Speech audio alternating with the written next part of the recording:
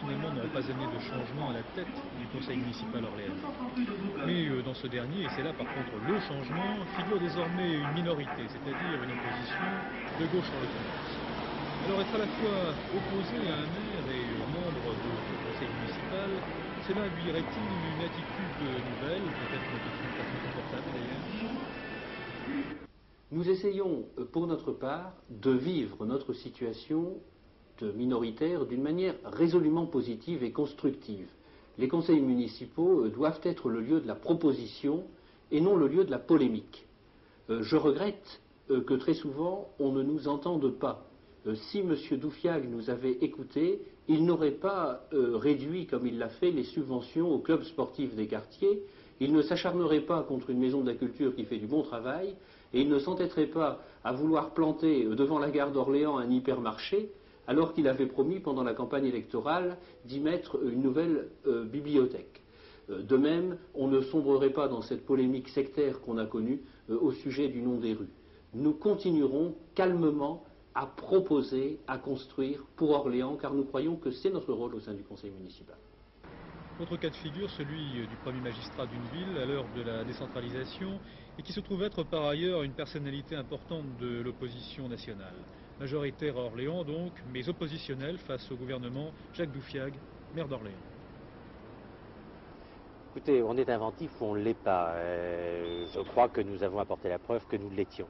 Et aussi bien à l'égard de l'État que vis-à-vis de nous-mêmes. Par exemple, si je prends le cas de la gestion de la ville d'Orléans depuis un an, il nous a fallu nous organiser nous-mêmes sans l'aide de l'État, avec l'appui de la population, ce qui nous a permis de réaliser en un an tout ce que nous avons, ou de lancer tout ce que nous avions dit que nous lancerions, en concertation avec les conseils de quartier, des réunions publiques, donc en concertation avec la population, et sans augmenter les impôts.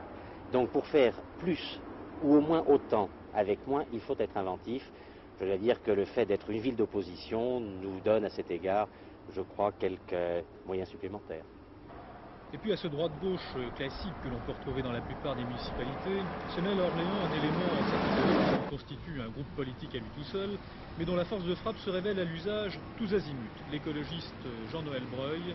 Alors l'opposition selon lui rend-elle inventive? Certainement pas, si j'en juge par ce qui se passe au conseil municipal d'Orléans. Face à une droite composée de godillots qui obéissent à leur maître, la gauche tient toujours le même discours éculé. Pendant que M. Doufiague et Delafournière discourent sur le sexe des anges, les Orléanais cherchent du travail. Je dis que les vraies questions ne sont pas posées, et ce qui me paraît normal, puisque le conseil municipal d'Orléans n'est qu'une chambre d'enregistrement. L'emploi, il est vrai en tout cas, constitue le problème du moment sur une agglomération orléanaise frappée avec retard, mais sévérité par la crise générale.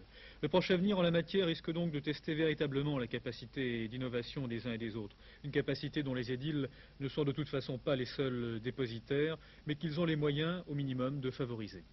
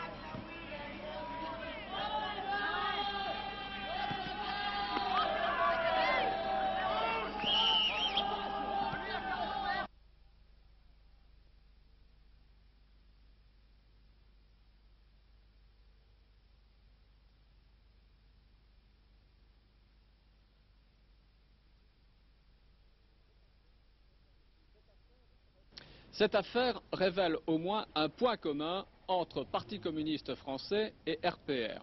Ici à Blois, la rue Saint-Lubin.